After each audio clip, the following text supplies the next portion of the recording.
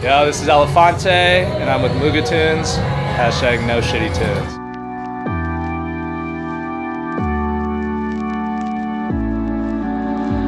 Don't know if you want me.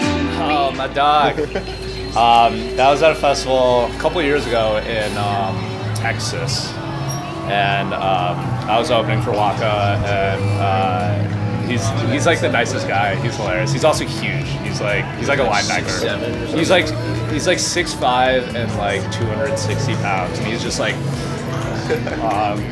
But it's funny, like, you know, I got off stage and I was like, you know, I opened and I was done, and they're like, all right, Waka, it's time to come up. And he's like, nah, man, I'm good.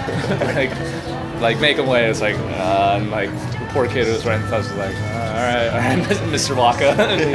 Like we're hanging out, like taking shots, and like he's smoking a blunt, and he's like, yo, man, like we really need to get on. He's like, man, I know when to get on. And, like he ends up going on super late, but then he absolutely slays it. Right? He's like amazing.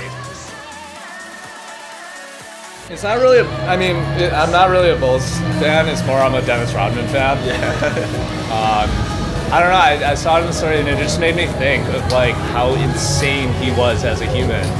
Right, it'd be like, nowadays like being sort of weird is like more common, but can you imagine being in the 90s and like being as famous as he was and bleaching his hair and like marrying the hottest model on the planet and wearing a dress to the wedding, like just how insane, like you're like, I didn't appreciate how insane that was at the time. He went to North Korea. Yeah, like he's just like the most insane, like you couldn't, if you wrote him in a movie, like you'd be like, this is not a realistic person, right? And so I just sort of appreciate how insane and unique he is, and like I just really like him.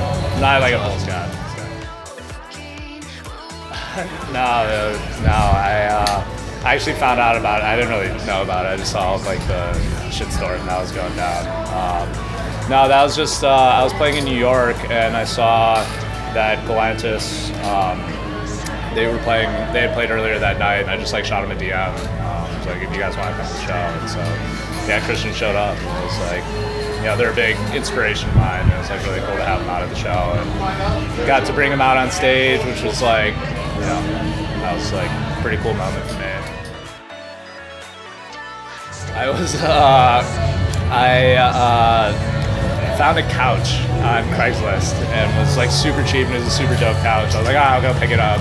I walk over and it like won't fit in out the door. So like the guy's like, oh, if you help me take like this window pane out, then we can fit it through the window. And I was like, I mean, I guess this couch is pretty sick. And we like tried moving it, and literally it shatters everywhere. Like gash my finger. Like I bleed everywhere. I still have the couch though. It's a reference to the phrase elephant in the room. I worked like a corporate job after school for a couple of years, and the elephant was that I hated it. I wanted to make music for a living, and so it was about, you know, quitting and embracing the Elephante and like becoming the Elephante. Shout out to Mama Fonte, always showing love.